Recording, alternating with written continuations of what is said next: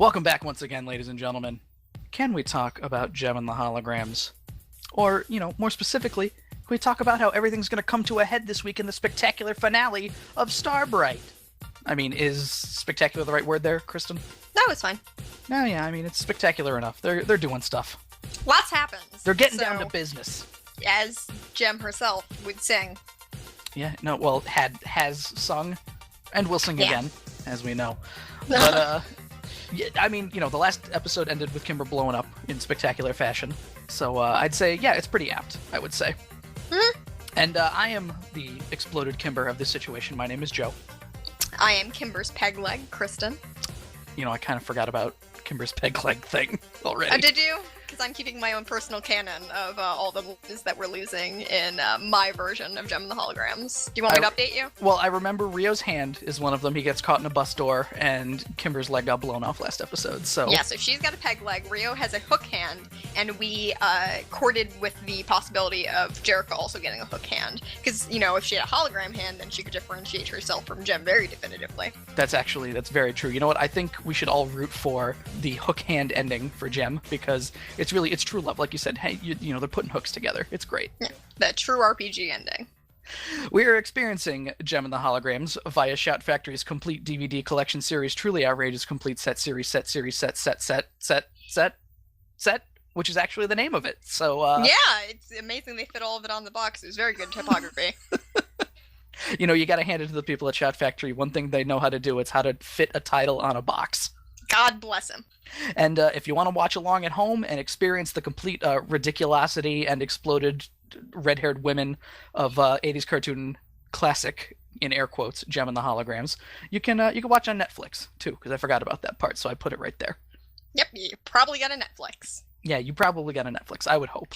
If you're listening to podcasts, you probably got a Netflix. But, yep, tonight's the Starbright finale. It is part 3 of Starbright, as I said. The title is Rising Star, which it collides, if you will, with the other two titles of Falling Stars and Colliding Stars. Well, this one's just Rising Star, because we know Gem is the star of the show and not Kimber or anybody else. That's apt. Or, people will probably be doing some rising, like, Exploded Kimber becoming the whiny teenage phoenix. Or, like, them rising to the occasion of finishing the movie, but that would be boring. So how about Bonnie's eyes rising to become blind?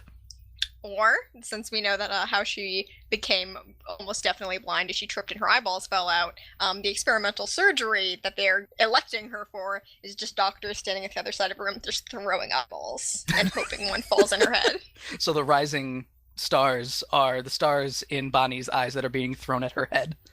Yeah, and the doctors want to be pitchers eventually, so they are also rising stars. Well, They're hoping to make it big on the diamond. I think that's what that's called.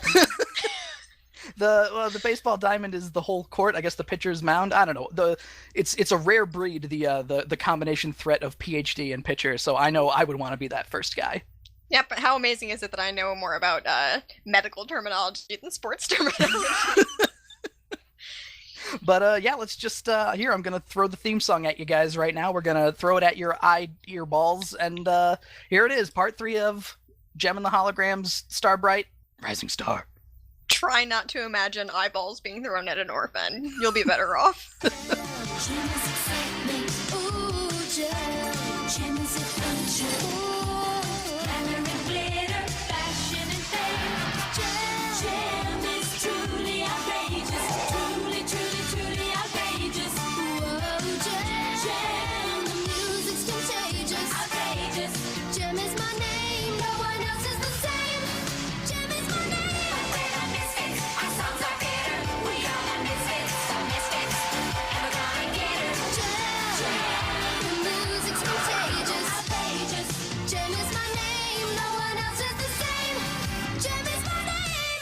Something I noticed about our episode recap, I know we don't talk too much about them when we see them, this was actually like a super comprehensive recap of the Starbright episodes. That's actually pretty good, because I kind of, my eyes kind of glazed over during it. I didn't really pay much attention to it other than the one thing where Eric's voice thunders in in the middle of the recap saying that the movie will be finished on his terms. Yeah, and my favorite line, so you might have missed this then, is they say that Roxy, in a burst of jealous rage, set off the explosions to kind of corner Kimber, and I'm pretty sure that the term they were looking for is homicidal rage, but okay.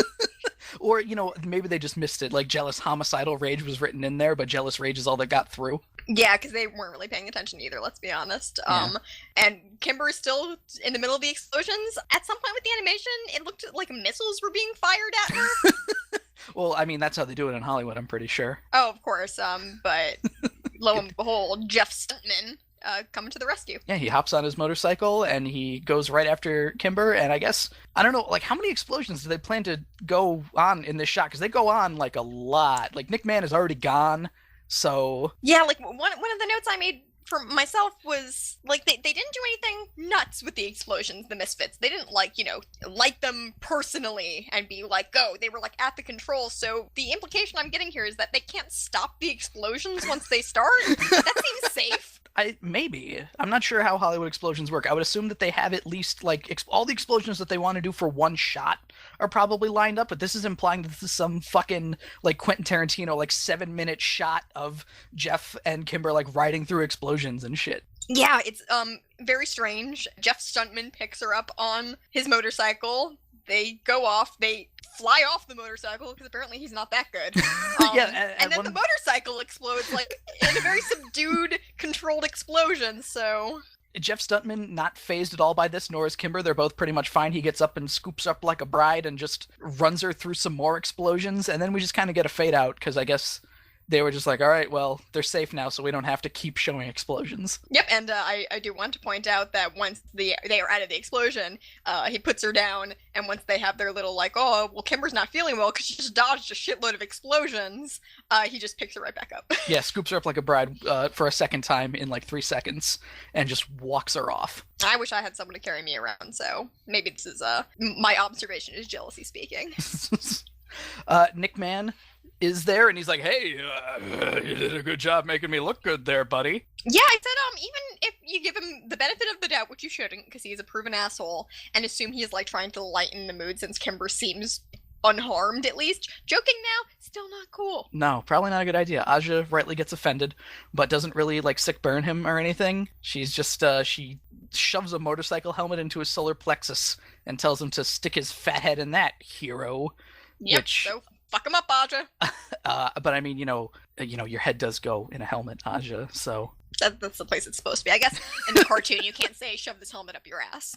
Very true, you're right. Because that's where his head is. It's up his ass. I don't know, can they say sun don't shine in cartoons? With the implication of shove it up your ass? I don't think so. All right, not then, anyway. Maybe now, but in the 80s, that would not fly. Yeah, but anyway, Jerica's ready to turn back into Gem. Asks the other holograms to cover for her, which almost never happens. Well, after the complete shitfest of last episode where she was just transforming wherever, the fact that she asks Aja and Shayna to be like, just, cover my ass for a second here, is almost like this is a really important transformation when it's really not. And also the out of my way motif is playing for some reason. Sure. Yeah, get the fuck out of her way. Her sister nearly just got killed. Or was it winning is everything? Whatever. A Misfits motif is playing even though it's Jerica transforming. Whatever. I have a question about, this is where Gem quits, basically, and I understand why she needs to be Gem for this, but Gem goes right up and she's like, I'll risk my life for this movie, Eric, but I won't risk my friends' lives, which, I mean, she kind of forced them to do anyway, but she's doing this as Gem when I feel like it would have more impact as Jerica, because then she'd be going to bat for her sister. Yeah, I guess maybe since Gem herself was a victim of movie murder attempt, it's a little bit more like, you already tried to kill me, and also now another one of my friends, instead of Joker just being like, you tried to kill the person I manage and also my sister. I don't know. One of the notes I do have for this section is Eric is dressed like he's ready to go on a safari. If Aja was wearing her safari outfit, I would be forced to assume they had a day trip planned for later. I was gonna say, I feel like, I forget if I mentioned it last episode or not, but I really like Eric's director safari gear. And the best part is we're gonna see Nick Mann in safari gear later. Yeah, and cut over to the Misfits. Roxy for a second is showing her delinquent stripes and being like, I'm gonna get the fuck out of here. Yeah. And one of the things I appreciate about this, just a side note, is I don't know what the hell is up with her like weird striped pants, but they look like they're made out of skinned Muppets. They're just like she's wearing these furry pants, and she's not wearing her regular like cheetah print pants, even though everyone else is wearing their regular outfits. But whatever. I was gonna say, sure, they weren't like pieces of hair from Clash. It's possible she's just ripping off sections of Clash's hair while she's not looking. Clash is numb on the inside because she doesn't have a soul, so she wouldn't notice. No, she smashes the symbols together so she could feel the vibrations, so she could feel something. Yeah, but Jem is like, who's responsible for this? And they were like, well, none of us. It was an accident. And then, like, just straight up calls out Roxy to her face. And I really appreciate Roxy's response, which was, moi? What did I do? Yeah, the Misfits basically have a foolproof alibi of nothing, of going like, I didn't do it. Just acting real coy about their homicidal tendencies. So then Eric is blamed, but Eric blames the technician, and the technician blames Clash. And I feel like if Clash wasn't an important part of this episode, this is where Pizzazz would throw Clash under the bus completely and just sort of be like, yeah, it was her. Get her out of here. Yep. And this time, Jem quits for good. So my notes are, this time I quit for good. Fuck Bonnie's eyes. Yeah, everyone quits. Again. But then other people start quitting too, like Manuel, what was he, the script guy or personal assistant to Eric or something? Something like that. I don't know, whatever. But then, yeah, everybody basically except the makeup lady quits. I don't know why the makeup lady is like so staunch in her position, because Jem said once, like, can I do my own makeup? She's a big Misfits fan. You wouldn't know by looking at her because she appears to be like in her mid-30s. But yeah, really into the kids' music. Yeah, hey, that's a good demographic they're going for. Eric should be appreciative. Mm-hmm. And then Aja and Shayna double and triple quit. And I said that doesn't mean anything, but we can assume that if Kimber were present for this and not dying, she would have definitely quadruple quit. Would Aja and Kimber in this hypothetical situation double quitting mean that they're technically still on the picture? Is that technically a double negative? Like, I don't think double negatives work in this situation or apply, really. No, that's true. You're right. But yeah, Rio is ready to quit as well, and the notes I have for the way that he approaches Eric in this situation, he grabs him by the collar, Rio pick up, Rio put back down. Yeah, Rio threatens something and then just kind of leaves. I have a thing here with, so, Jem quits because Kimber is nearly dead. Kimber's stealing the thunder from the orphans again, because now Bonnie's eyes are fucked, basically. Yeah. So, damn that Kimber. She's really getting in the orphans' way. Though, what we were saying about the makeup lady, Georgia was her name, saying, like, oh, she's just being dramatic again, and everyone was like, not this time. One of the notes I took, does this makeup lady have eyes? Does she also need a $250,000 surgery? Her and Bonnie can hold hands while they're getting it. It'll be so sweet. Or they're getting eyeballs splatted on their face. Just the worst mental image we're giving our listener. But, yep, so we cut to, I guess, the little hospital or whatever, the med bay, and a nice exposition nurse, I named her, comes over, and she's just like, you're fine. See ya. Fantastic. But Kimber realizes she's been a jerk to Jeff, which is, good moment for Kimber that she realizes she's been an idiot. It takes a near-death experience for her to self-reflect, but I guess whatever it takes. Very true. You're right. I assume most people would self-reflect after a near-death experience. And she and Jeff hug, and it looked like they were going to kiss, so I'm glad it was just a hug. Yeah, it cut off there, and now we get Jerrica reading Alice in Wonderland to Bonnie. Mm-hmm. Her eye looked like pizza. You want to elaborate? Because I kind of feel like I get what you're saying, but go for it. She has extra holes in her eyes to make it very clear that her eyes are fucked up. I did not even notice that, but that sounds fucking horrific. Yeah, I have trypophobia, which means, like, any kind of, like, weird clusters of holes freak me out and, like, make me kind of flinch a little bit when I looked at them. So every single time I cut back to Bonnie and her friggin' pizza eyes. And I say pizza meaning, like, she got a bunch of pepperoni pupils going on. All right. Okay, I understand now. Like all a bug with segmented eyes. Except cartoon and drawn poorly. It's gross. But I guess nobody chose to tell Bonnie that, basically she's not going to get the eye surgery, because Bonnie's still guilt-tripping the fuck out of everyone, being like, yeah, Jem will make everything better. Well, they have a plan. Everyone's congregating at the mansion, and they're going to make their own movie with blackjack and hookers. And, so they basically have everybody from the film other than Makeup Lady, but, who gives a shit? And everybody is just, they're like, hey, well, we got the stuff available to make this movie. Let's make an indie film, pretty much. There's a little exchange here. Shayna says, like we did with our first music video, we did it without a studio. which I don't think is correct, talking about Twilight in Paris, because Well, Anthony Julian then says that video was made on a shoestring budget, and I put, your video filmed in Paris with a shoestring budget. Can you fuck off, please, Anthony? Yeah, that was, I have written here, Anthony Julian calls Twilight in Paris made on a shoestring budget, a budget so small that Eric could not pay the Misfits to go to Paris. Maybe he is so used to such extravagant things that he is like, well, I filmed my last music video before that on the moon, so, you know. Shoestring budget. Yeah, what are we talking about here? 5-10 million? Fuck it, that's pocket change. Yeah, and everyone starts saying, yo, well, Rio, I believe, starts the theme of, you know, I'll work for free. And, like, that is so cavalier, it makes it sound like he's used to not being paid for his labor. Well, Kristen, you gotta think. Jerica employs orphans, like, 90% of the time, so Rio lives on, like tongue kisses, probably. Yeah, you're saying that she's been coercing free labor out of him his whole life? I believe that. But yeah, I find it odd that Rio's the first person to go, I'll work for free, and then everybody else is like, well, fuck, I'll work for free. And we even get the Countess there who says that she'll design the costumes. My last note for this whole dumb scene is, and the Countess is just there hanging out. Bless her poor, bored, rich French heart.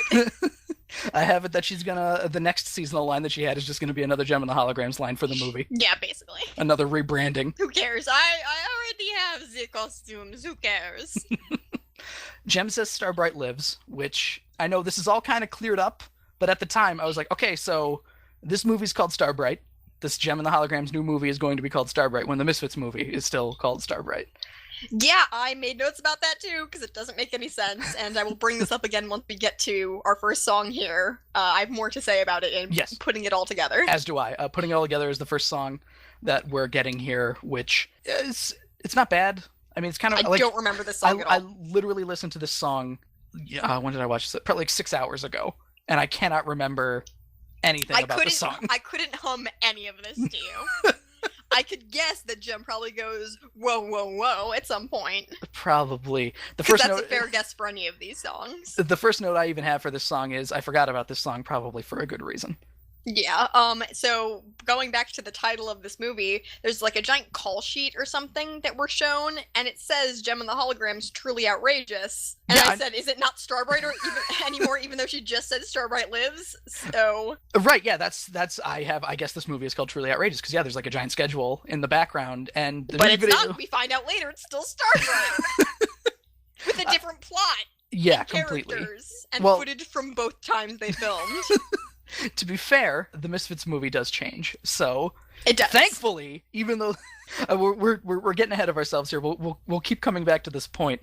But yeah, we have like images of Gem and company like kind of writing the script on a typewriter. I guess it's just, don't they just write Gem and the Holograms and then pull the paper out of the typewriter and throw it? Done. That's all you need. We put the title on it. Now someone else write the script for us. That's all. We're not script writers. That's all they shop out to the studios. It's just like, here you go, piece of paper. Gem and the Holograms, great movie. I'm in. We'll wing it. Sounds great.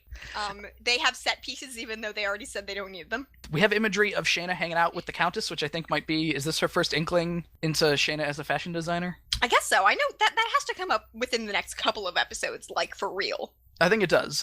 It's within the first. It's soon. We get it. Yeah, so good on them for preparing. One of the notes that I want to make about this music video is there is a weird scene where Gem is standing on the stage, does a weird walking man sort of dance move, and then everyone spreads out from exactly behind her with their arms up and out, and apparently they were so happy with that animation they showed it twice. Yes, reused animation is something that happens a few times in this episode, here in particular, where it's particularly egregious, where we see Gem doing the walk thing, and then everybody walking out of her, doing their, like, putting their arms in different motions. Like, I'm pretty sure by the time they get to Kimber, who's on the end, her arms are, like, out at fucking just out at her sides, where Gem's are more, like, close to above her head. Almost everyone has their fist in front of someone else's face. Yes, that too. I don't know if this is part of the movie, but whatever. They show a handshake. Presumably, I'm assuming just, process of elimination. I see like a gray cuff and a black guy's hand, so it's Rio and Anthony Julian, pretty much. Making peace that they already had? Whatever. There's a shot of like 4 dudes' faces in a row to mimic the shot of the holograms from before. The guy on the end, I have no idea who he is. Okay. Second one might be Jeff. I can't tell. Third one's Howard Sands for some reason. And of course the man up front is Rio. Movie Mansion Mustache Man. Yes, Movie Mansion Mustache Man. Excuse me, his proper name. And Rio leading off the pack, and they turn towards the camera and all kind of slide behind Rio like the gem shot from before for some reason.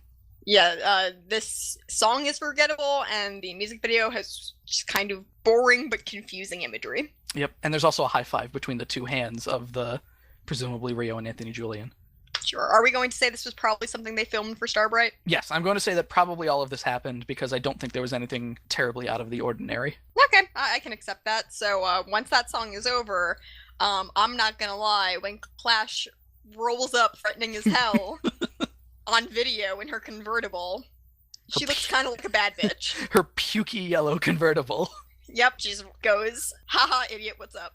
And Video, being the big mouth idiot that she is, tells Clash everything again. Yeah, I don't know why all of these characters, who are presumably, like, good people, insist on continually taunting the Misfits. Who've attempted murder multiple times. Yeah, because Clash relays the story to the Misfits, as she is one to do. And Video called the Misfits that they're phony trash. And Pizzazz takes exception. Jerica called Pizzazz trash in the first episode, did she not? Yeah, so now she's having flashbacks in her mind's eye. Trash. Well, I mean, first of all, Roxy gets like really indignant and wants to like kick all of their asses. She says she'll trash them when Video was the only one who said that they were trash. So Roxy doesn't need a reason to trash everyone. It's very true. If she says them, you can guarantee she means all the people she encounters on her way to Gem and the Holograms as well. It's just a warpath of her throwing people into garbage cans. Yep, so they are ready to send Clash to do more movie wrecking. At some points, they refer to her as, like, the movie wrecker. Yes, Clash refers to herself as the movie wrecker, I believe. So I have a note here that says, they call me Constance Clash, the movie wrecker Montgomery. Yeah, Pizzazz basically says that they'll send Clash in as a spy, and that's where segment 1 ends, is Clash promising that she's going to ruin the fuck out of this movie. Segment 2 starts, and I guess to catch people up, Pizzazz goes, yeah, a spy, like it wasn't her idea to begin with. No, she's just really impressed with herself. as she is one to be. Yeah, this is just incredibly believable. So Georgia, the makeup lady, is still there, and she puts makeup on over Clash's makeup, which I guess proves that everyone's makeup in the show is actually tattoos. Tattooed to their face. I have a question I'm pretty sure we learn in a later episode that Clash is a master of disguise, is she not? Yeah, I was gonna say, I have a note that says, I thought Clash's thing was disguises. When the fuck does that happen? She never needed anyone else's help again. Yeah, maybe they did this once and they were like, well, Clash dressed up as a lady in the one episode, but they forgot that the makeup woman was an integral part of why. Yeah, Clash is just naturally good at this one. She's good at disguising herself and fucking up people's eardrums. And movies, because she is the movie wrecker. True. She's good. No, she's bad at movies. So thank you. Yes, okay. She also had Video's makeup in one shot, even though she's not disguised as Video. I think that was Clash's makeup. It just looks different with the different bangs, because I got confused too. I was like, oh, they disguising her as Video? Because Clash has similar makeup to Video, but it is different. Because I think her two eyes have different makeup, whereas Video's two eyes have the same makeup. Can we chalk it up as an animation error? Probably. They put on her makeup over her makeup, so right. Yes, thank you. There are already other issues with this scene. But let's move to probably one of my favorite scenes of the episode here. It's we've got Lindsay Pierce updating us about Starbright and things like that. Oh, well, okay, the Misfits Starbright is now called The Misfits Hit It Big. That is the new title of The Misfits Starbright, while Gem's Truly Outrageous is now called Starbright. Sure. I'm assuming Eric is too busy to care that they are carrying over the title. I do feel like that there should be some kind of lawsuit over the name about it, but yeah, let's not worry about it because the show certainly doesn't worry about it. And we get Video introducing herself, interviewing people like Howard Sands and Anthony Julian and Rio. You say your part first, because I have some stuff to say about this. Okay. Rio talks about his part in the movie, where he plays bad boy rocker Johnny Stone, who his direct quote is, "I start off as a selfish rocker, but Gem shows me how to share," which I guess means that Gem shows him how to be in love with two women at once. Gem introduces me to polyamory. So anyway, Yes, please. I'll- You are about to rip Rio to shreds. So please do what you want. Yeah, I'll just read the notes that I took. I started here. I have so many things to say about Rio's interview that I paused while he was mid-sentence, and before I could even bring myself to type anything, I just sighed really hard and covered my face, and just sat there for a minute. So first of all, to convey to you who are not watching these episodes and instead just relying on our words to tell you what's going on, his sleeveless t-shirt with a lightning bolt going through a stupid orange circle is like... So, Sailor Moon, the Tuxedo Mask character, Mamoru or Darien, depending on what version you're watching, this outfit is Mamoru levels of what the fuck is this outfit?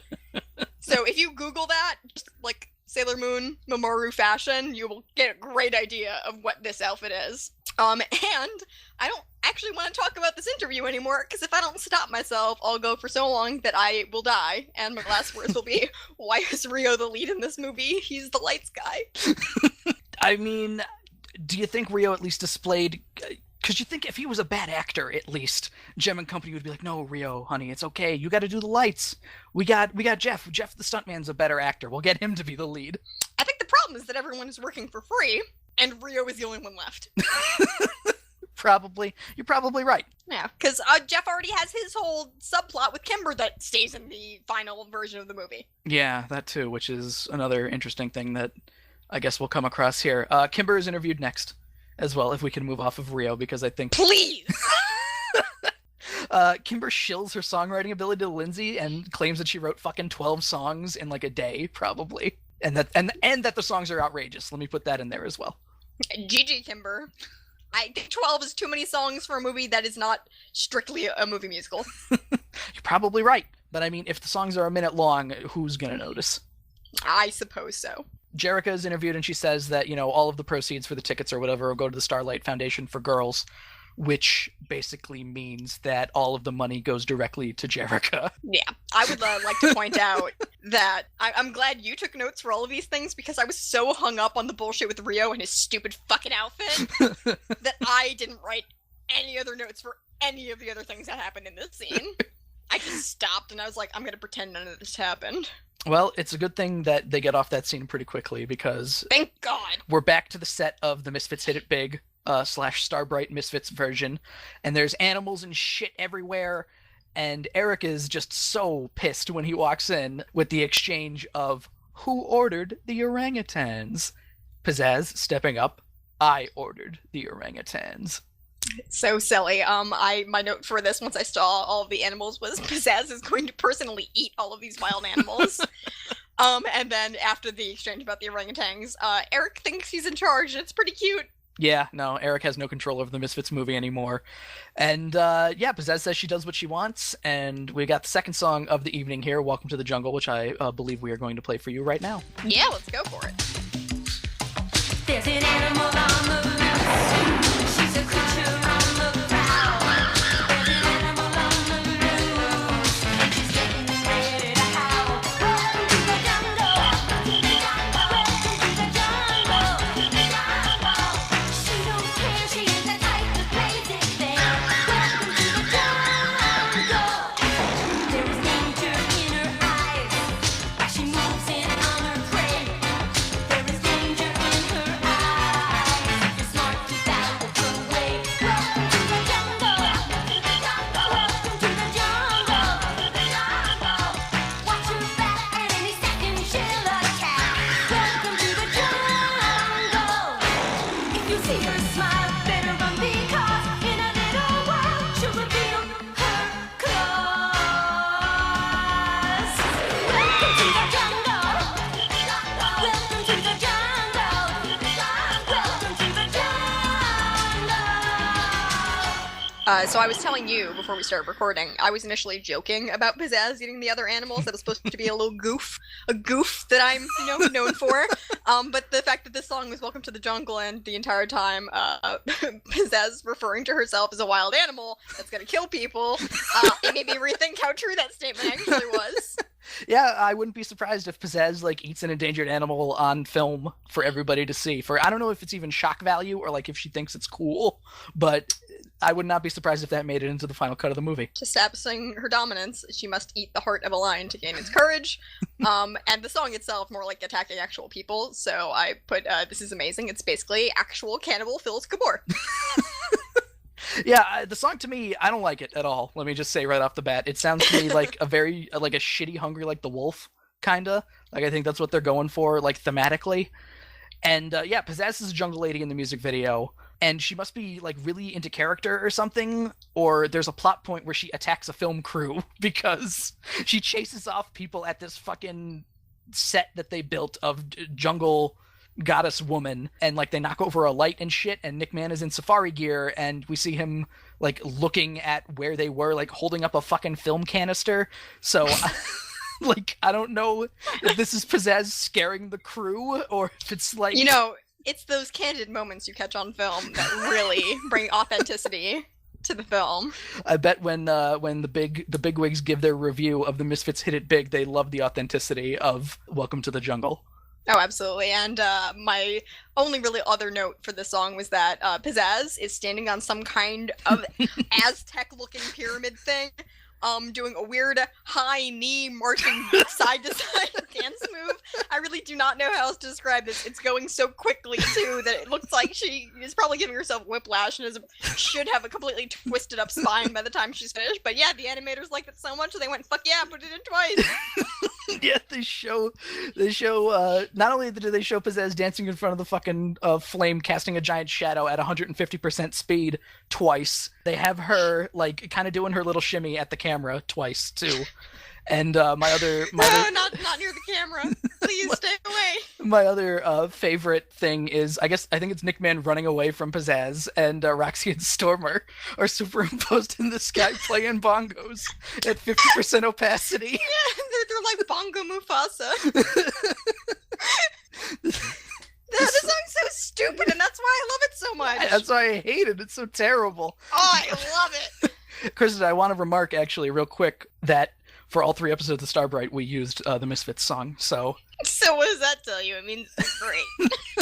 It means the holograms ones are really kind of fucking dropping off here. But well, we have a lot to say about the hologram song remaining in this episode. So yes. Until we get there, Ooh. let's move on. All right. So the movies The Misfits Hit It Big. Pizzazz, as it seems, wants her characterization to be herself, I would assume, right? Like, this is the Misfits story. The Misfits hit it big. So Pizzazz Her wants origin story, where she was a rich lady in the jungle eating people. Yeah, that's the thing. Does Pizzazz want to give off that she's not a rich woman and is a jungle woman and like a giantess? I guess that's threateningly, it's a little bit more impressive, maybe? Yeah, no, I guess... She wants people to bow to her, and Yeah. not because of her money, so her might instead. Yeah, pretty much. And so I forget how exactly they get there, but I think it's Pizzazz and Nick Man are like right near each other, and then a lion scares Nick Man, so they both like end up jumping into a pool. I think he just throws Pizzazz in. I really would not be surprised. And yeah, Nick Man quits because he's scared of lion, so he's fucking out of there. As much as I don't like Nick Man, I am also afraid of lions, so... Can't blame him. Can't blame him. TBH. So we cut back to the Gem movie set here, where Jeff is teaching Rio how to like fake a punch, like in a really like just as kind of like a throwaway thing, kind of like as they're panning across what's going on. I think just because he punched Nick Man in the goddamn face so hard that one time that Jeff is like, you really need to control yourself, and here I'm gonna show you how. He's hoping that maybe if his depth perception is off a little bit, maybe next time he goes to punch someone, he'll just graze them instead of full on knocking their head off their Instead of like shoulders. destroying their nose in the process. Yeah. So Clash shows up, disguised in order to fuck up things in the movie. They don't want to let her into this club or whatever, but somehow manages to come up with the excuse of being a friend of Gem's, which would not work in the real world, but she goes in and just her grand plan, movie record Clash, just starts stealing shit. I want to know, where's the fucking Abobo-looking Double Dragon bouncer that kept Ashley? Why wasn't he like, yeah, and I'm Duran Duran, and then just pushes Clash back? Because the plot. Yeah, the plot, you're right. So Clash comes in and just steals a bunch of shit. She steals some wires, clothing, lenses for cameras. The lady who, like, I don't know who she is. Was she the assistant? The fucking glasses lady with the short haircut? With the fucking God, I don't remember. Electric... There's too many people in these episodes. The fucking electric blue and yellow, like, hoodie or whatever. Her notebook is stolen. And Clash just literally goes klepto all over this movie set, and like in the most casual way possible. She's just picking stuff up as people walk away and just leaving with it. And nobody notices either, so I don't know. But yeah, we see... Doesn't even need to be subtle. Yeah, we see just Clash is stealing a bunch of stuff, and it's back to the Misfits, where I guess this is where we show the Misfits' reign of terror, basically, on this movie at this point, because... Yeah, I said at some point, I don't think it's... Oh, wait, no, here it is. It is exactly my next note. I don't think the Misfits even care about making a movie anymore. They just like to kill people. I have a thing here where Georgia Makeup Lady is trying to apply Pizzazz's makeup, but she doesn't like it, so she grabs the makeup, and that's when Georgia's like, hey, you ain't applying your makeup with my shit. I'm out of here, you fucking snit. And I don't know what a snit is. I think it is a cartoon code word for a shit.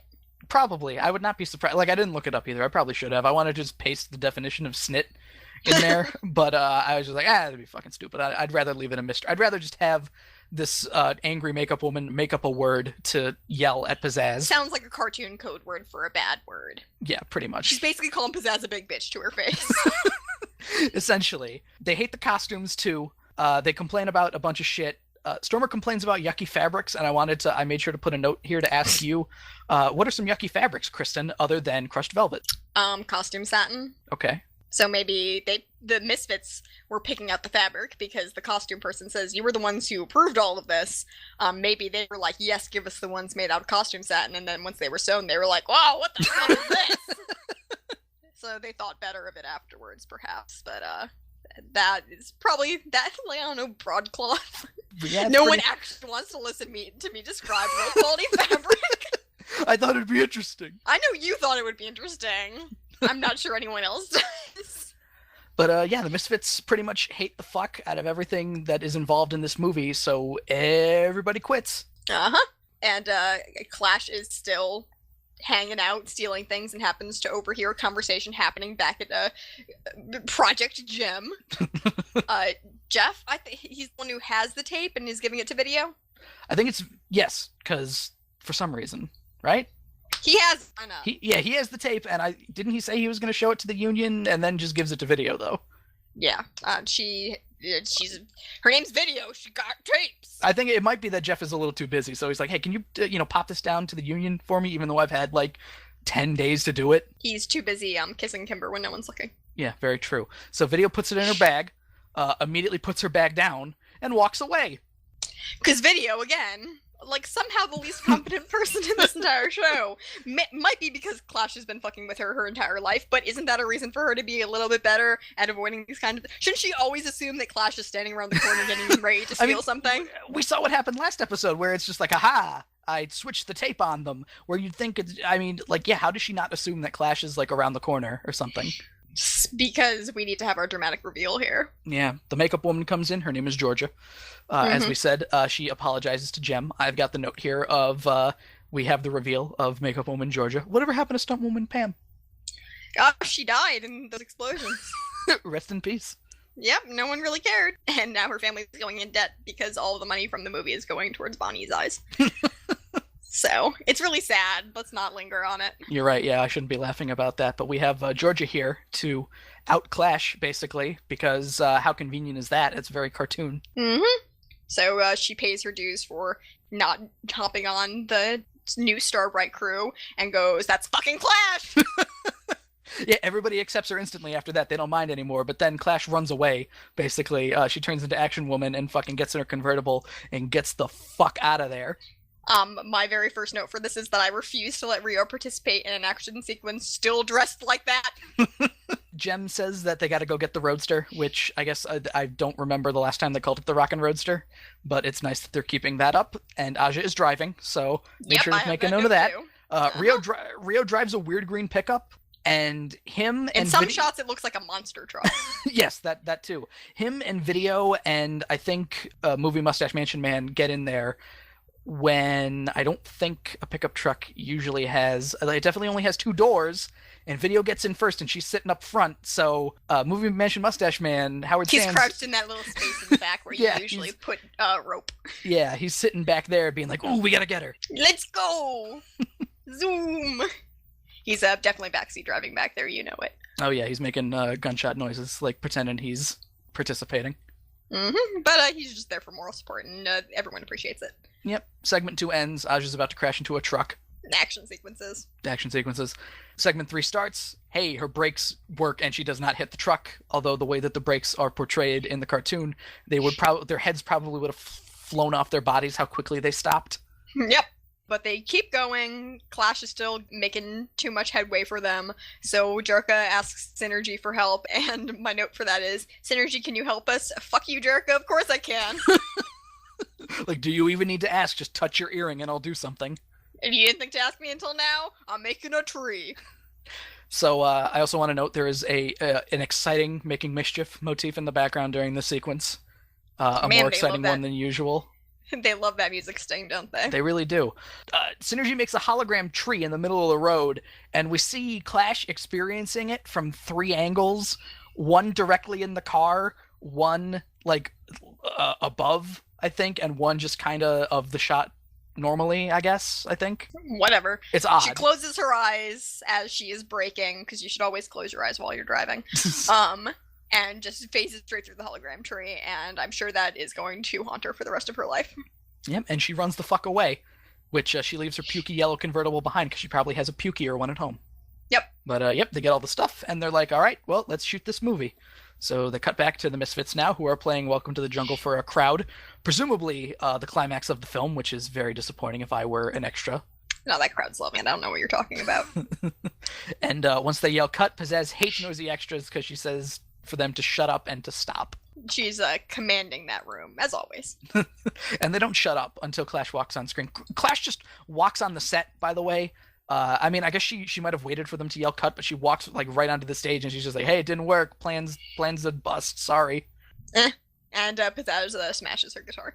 As she would be one to do, which probably, if Clash was not on the goddamn stage, would have made a great shot for the movie. Yeah, great job, Clash. But that's over with. We needed to see Clash officially conceding defeat, I suppose. We cut back to Starbright, and there is orphan labor occurring.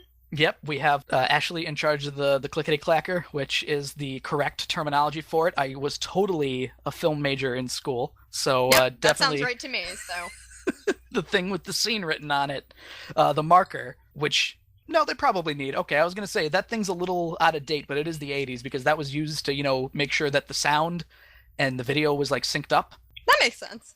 But, so there's just, a loud noise there, and they got it exactly right, but... Yeah, I would assume it's probably like that in the 80s too, but just seeing that, it's just, I look at that and I'm like, oh, old movie. So the scene that follows this is incredibly confusing. Jem is in this indoor garden, and the note that I have here is Rio as Johnny Stone comes in and says, oh, Johnny, I was just playing piano in my mansion's indoor garden. And he brings her a single rose. She is very grateful, says, I love roses. And he says, is that so? I bet other men give you roses all the time. Fuck you, I came here to give you a gift and then provoke you for no reason. Yeah, it's like a weird crystal rose, too, or something, like white-ish, but, colored kind of light blue. I don't know. And, the grand piano that she's at is fucking completely white, too. I don't know what kind of character Jem plays in this goddamn movie, but it is an extravagant life, whatever she leads here. Yeah, and Rio is now wearing a pink blazer over his stupid sleeveless lightning bolt circle shirt. Fuck this movie. We're 2 for 2 of people barging in onto sets with Nick Mann coming in and being like, hey, I'm here, I'm an asshole. And he is ready to start working on this movie, and Jem throws everyone a curveball saying, oh yeah, you could totally work on the movie, and suddenly Anthony Julian is like, but what about the continuity? Which is the first time anyone has ever, mentioned continuity, and not even using that word. It's we already filmed half of it with Rio. What? Yeah, I don't like how everybody gets, really, a stick up their ass, really, really, really, really quickly as soon as Jem... Jem has this, fucking great burn planned out, and everyone's fucking ruining it for her. Rio is like, oh, I thought you had more sense than that. And he's, Jem has to fucking physically restrain Rio. He's ready to leave from at a moment's leaving, notice. just so she can fucking do this burn to Nick Mann, where she's just like, oh, we could offer you a bit part. Yeah, I have... Just really quick, my exact thing was everyone else freaking out, calm down a little bit, but I also have really, Jem, you piss off everyone by acting like you forgive Nick and want his star power in order to set up your big dunk on him.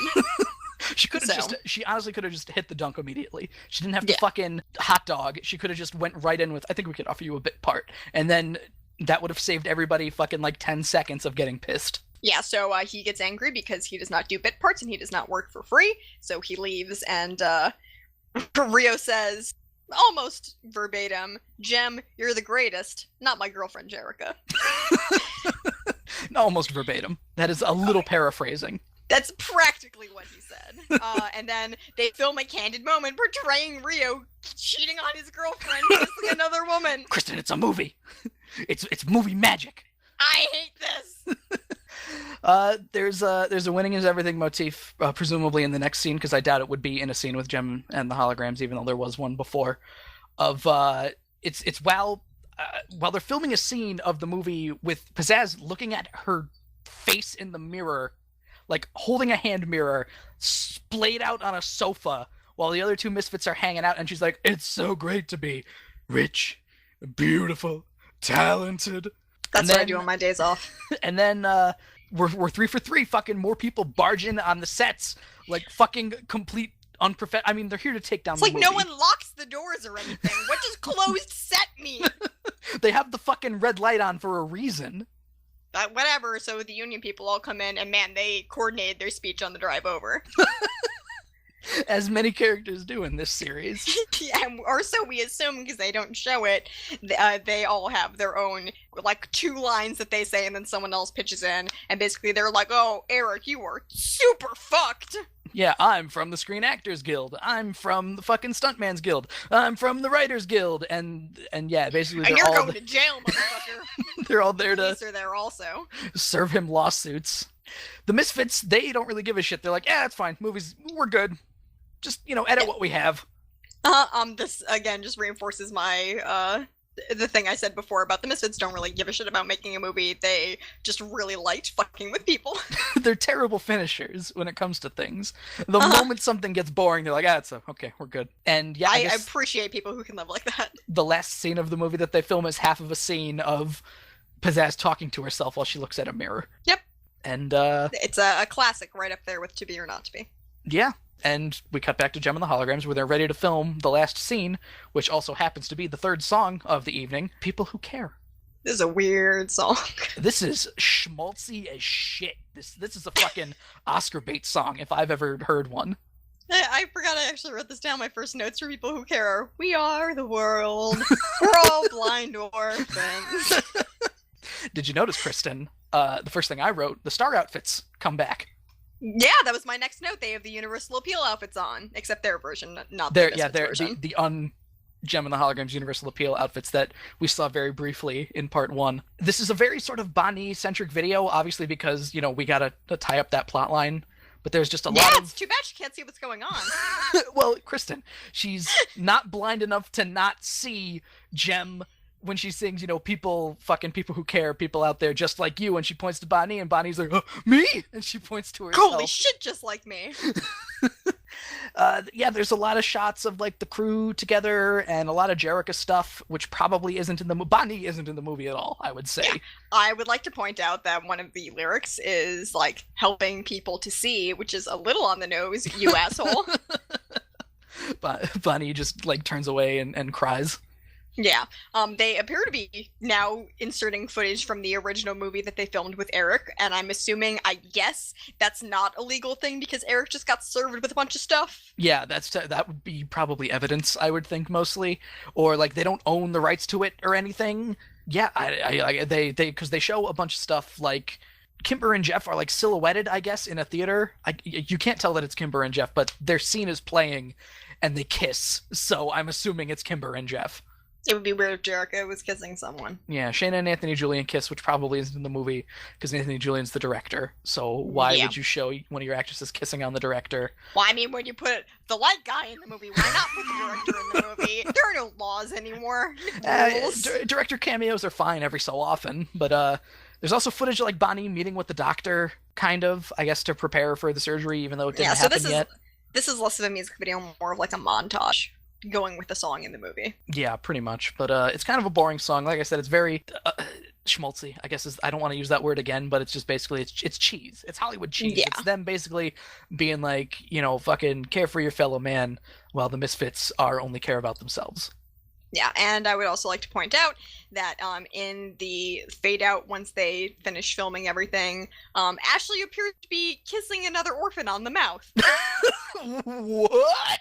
Yeah, it's the scene goes by very quickly. But Ashley, and I think it's the one with the ribbon in her hair, the red ribbon. Chrissy? I think that's Chrissy. I think maybe they're supposed to be hugging, but the way that they are drawn, they appear to be kissing open mouth. Well, this is a very big. That's the conclusion to Ashley's saga, because Chrissy was the one giving her shit for stealing the $30, right? And now they're in love. And now they're in love. All over $30 stolen. Man, what a life! What a life to lead. They should be making a movie about them. Yeah. All that'd be complete Oscar bait.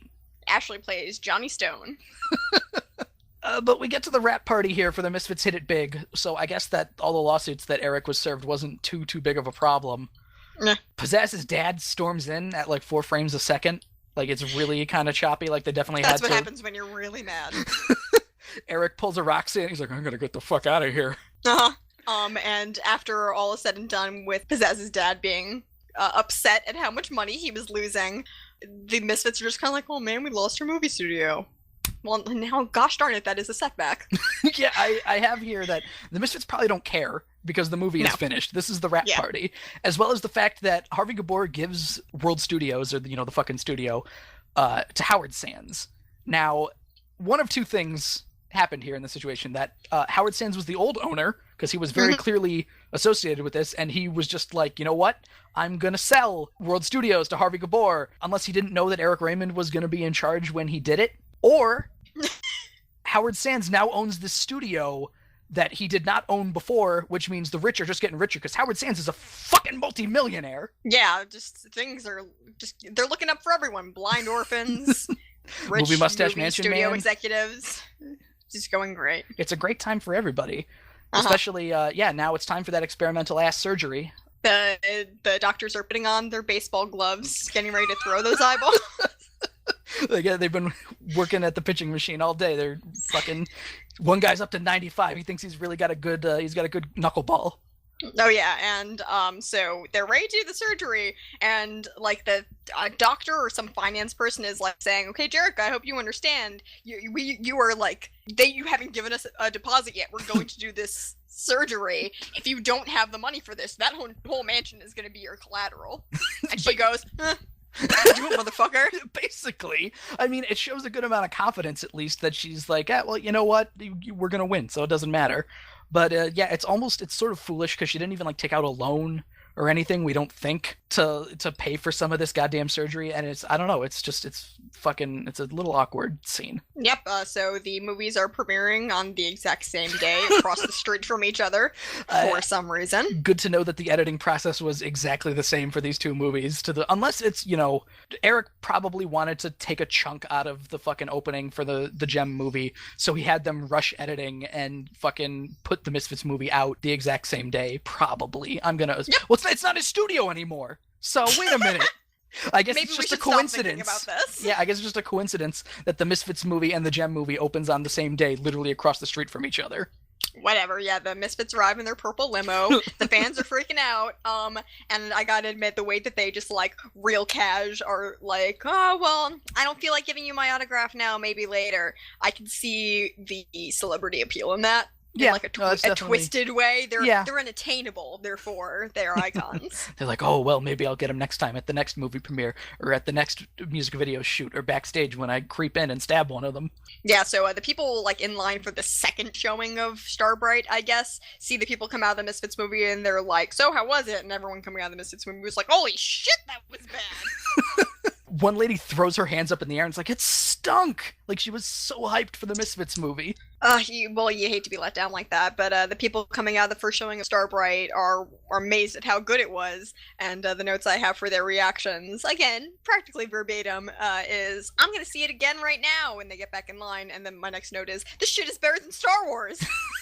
Yeah, I mean, let's also not forget that this means that the movies are basically the exact same length as well, from like the beginning to the credits. I mean, there's a lot of coincidences going. I know it's a cartoon, but come on. Well, either that or the Misfits movie ended up going long because they were just trying to like stitch together some semblance of a plot. So that went long, and then the Gem movie was shorter but so good that they got like a 20-minute standing ovation. Yeah, okay, I could see that. Like that was the one thing I was gonna say. Maybe the Gem movie was shorter, and everybody like sat through the credits and shit, or And something there was like that. a stinger at the end where Pizzazz is played by Kesha. I don't know exactly where that idea comes from. That's but... probably exactly what happened. And it was just that was the best ending ever, and that's why everyone was so hyped when they came out. But Gem immediately, or I guess it's Jerrica here, gets her shares from O'Night. Another thing about this, the passage of time isn't exactly like apparent, but you know, to edit a movie, it takes a long time. So you have to think Bonnie's eyes are probably like really fixed at this point. And they've like, when it was the first payment for the eye surgery due? Because yeah, Gem or Jerrica gets her first check from the movie, which is exactly $250,000, by the way, which is hilarious. Like Cartoons. Immediately, or there's another passage of time until she gets it. And I feel like this is just kind of annoying because pointed out before, like the amount of effort they went through to make this kind of like a realistic portrayal, you know, cartoony of what shooting a movie is actually like, and now this happens. And then they skip over editing completely. Yeah. And all this cartoony shit happens. But who cares about that, because there is, as they're showing what Starbright turned into, they show another, for the third time, the Walking Man shit dance move from the first song, so... Yeah, there's a little montage to people who care again, and they're all sitting in, I guess, a little theater, Jerrica and I'm assuming most of the orphans, and, you know, Jerrica turns to Bonnie and is like, you know, hey, Bonnie, how do you like it? And Bonnie responds with, it's the greatest thing I've ever seen. Because her pizza eyes are gone and she's not blind. Yay! I really gotta check that, because that sounds honestly horrifying. It was really gross, but yeah, my final note for this episode is, well, that plot got resolved rather neatly, didn't it? With the $250,000 and the Gem movie beating the Misfits one on the same night and shit like that, and it's just so very cartoon, but that was it. That was Starbright. Yeah. This is really kind of my first, like, familiar feel, because I most recently watched the later episodes in the series of the amount of, like, complete bullshit that goes on in this episode is more up to par with, like, the, just, like, here's the thing, and here's the thing, and here's the thing kind of format that they eventually stick to. Yeah, this is definitely, it's a preview of what's to come, although I don't think are there any other three part episode things? Is the Gem Jam 3 parts? Is the Stingers Hit the Scene 3 parts? I'm not sure. There are definitely more 2 parts coming up, but we'll have to see about that. There's a decent amount of 2-part episodes, but this might be the only 3-parter. We will see. But yeah, it's you know, everything's pretty much, all this episode did was, you know, kind of serve a means to go back to the status quo, which I'm fine with. Whatever. I mean, did you expect anything less? It's a cartoon. Yeah, that's what we need in a cartoon. And I could say, I think, in fair confidence, that the songs from episode to episode were kind of like a downhill slog, I'd say. Like, it started, you know, in the first episode we had Universal Appeal and whatever that Gem one was that I really would have liked to put in, even though Universal Appeal is really great. And then, you know, we kind of brought it down a bit. And then we had Welcome to the Jungle in this episode. Yeah, I know we disagree on Welcome to the Jungle, but considering how much we both like Universal Appeal, I totally get your point. Yeah, I think that might be why I dislike Welcome to the Jungle so much, and why I'm kind of normal on Congratulations, is because they're both not Universal Appeal. Yeah, basically. It's a hard bar to meet. And I really don't want to compare everything to Universal Appeal for the rest of the series, but I feel like I might. I don't know. Well, for this 3-parter, it's hard not to. And, you know, one thing I'll say about Welcome to the Jungle, it's not the worst Misfits song. Just putting that right on the table right there. It's at least enjoyable. Again, the humor and stupidity of it is really what won me over. Yeah, it's... And there are a lot of stupid Misfits songs coming up, if I remember, so... Oh, God bless. But, yeah, now is the point in the evening where I will list off all of our fun contact information things that you can do to reach the show or anything like that. You can follow us on the Twitter machine at cwtapod. You can follow me at Octopus, which is AWKTAPUS. You can follow me on Twitter at FunnyGirlTM, like trademark. We've got iTunes, we've got SoundCloud, we've got Stitcher Radio, we've got all kinds of things. You can, like, comment, subscribe, all that fun stuff. Leave a star rating, give us 5 stars. Starbright, Starlight, Starbright. How many stars will I see tonight on the rating that you give us? Do whatever you like. Fuck it. I don't care. Send us goddamn grilled cheese in the mail. I don't give a shit. Subscribe for more of this fantastic improv. You can reach us at Gmail, cwtapod, gmail.com. Just get us anything. Tell us about millions of dollars that you've sunk into a terrible movie, or like all the lawsuits that came of it, Or the men you've eaten. or the men or animals that you've literally eaten. But to be fair, if you send us that, we will have to call the police on you. Yeah, that's true. And don't send vor either, because that junk's gross. Yeah, please. No gem fanfiction. No gem vor, please. I hope that doesn't exist. I don't want to think about it. Like, literally, I'm not saying this in like a double negative kind of way, like a wink. No, don't. Please do not. Yeah, now I'm upset. The main story of our series is pretty much over, Kristen. I mean, there's the only thing that ties to these episodes really of the initial like Battle of the Bands in the movie is the award show thing, which is that at the end of the second season, or is that the end of the season? I don't know. I just know that from now on, the only thing moving any like episode plot together is the Misfits hate. Yeah, pretty much. That carries over infinitely, I think, even after the series has ended. Oh yeah, absolutely. And so our next episode is the first singular episode, The World Hunger Shindig, which... Is this one of the racist ones? I don't remember. I don't know, Kristen, because I mean, with a title like that, it certainly can be. I know that after that we've got like Adventure in China, so... Well, we'll have to see next week then. Yeah, Tune in next week to see how racist Gem and the Holograms gets. Yeah, no, hey, my memory's not that great, but I'll jump on that bandwagon with you that now we're going to hit a string of racist episodes where everybody's just going to be uncomfortable and we're going to go, ah! Hopefully Pizzazz will scream, and that'll make up for it, because that's really, the enjoyable parts. We could just, She has screams. a mouth and she must scream. Yes, exactly. That is tattooed on the inner part of her mouth. Yep, coming again with these references to things that just... I probably should just let go. Yeah, we're done. This is over. We're signing off right now. I'm Joe. I'm Kristen. Don't let doctors throw eyeballs at your face. Don't let doctors throw eyeballs at your face. Join us next time where we'll throw eyeballs at your face. It's silly. You're right, we're going to talk about Gem.